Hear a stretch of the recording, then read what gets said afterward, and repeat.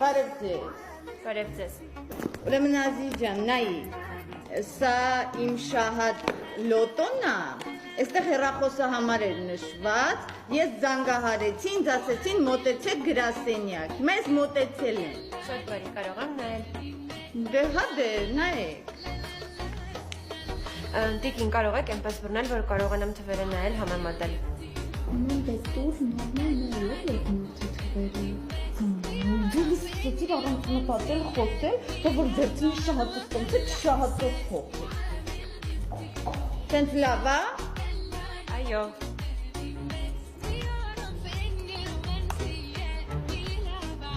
Տվյալները համընկնում են, ձեր տոմսակը շահել է։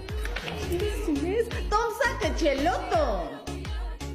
Լոտոն, ձեր շահումը կազմում է $60,000 համարժեք դրամ, պետք է տեղեկացնել, որ լինելու են որոշ պահումներ։ Հիմա ես ձեզ հստակ կասեմ քանի տոկոս, բայց գումարը կանխիկ եւ ամբողջական չեք կարող ստանալ։ Դուք ինձ կարող եք ասել ձեր քարտի համարը եւ գումարը 1 ամսվա ընթացքում մաս-մաս կփոխանցվի ձեր քարտին։ Չհասկացա։ Դուք հիմա այն փողը չեք տալու, ես գնամ։ Դե այս պահին ոչ, ստակ սահմանված կարգ կա եւ գործընթացը մի փոքր երկար է տևում։ Այ Ազիզ ջան, չի լինի դու իմ փողը տաս, հետո ինչքան ուզում ես քո այդ գործընթացը արա։ Ինչի կան իմաստ ամեն ինչ բարդացնում։ Սա ինչա պասպորտ սեղան, հա։ Հա, վայ։ Հիմա դու ինձ կոնկրետ ասա, ես շահել եմ, թե չեմ շահել։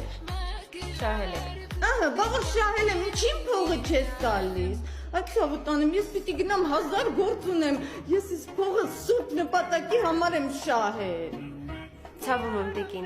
բայց կարգը խախտել չեն կարող։ Շահումը այսքան շուտ եւ կանխիկ չենք տալիս։ Կրկնում եմ, ասեք ձեր քարտի համարը, գումարը 1 ամսվա ընթացքում մաս-մաս կփոխանցեն։ Այդ տենց եք է վերցնելուց լավ է, բայց տան չեք ուզում։ Այդ ոնց եղավ, որ իմ ղևոնդը տարավ տունը գրավ դրեց, միանգամից փողը վերցրիք, չէ։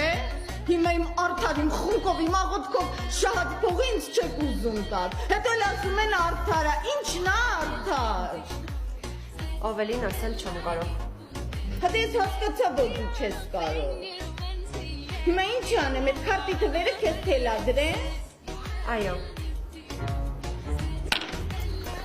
Դե գրի։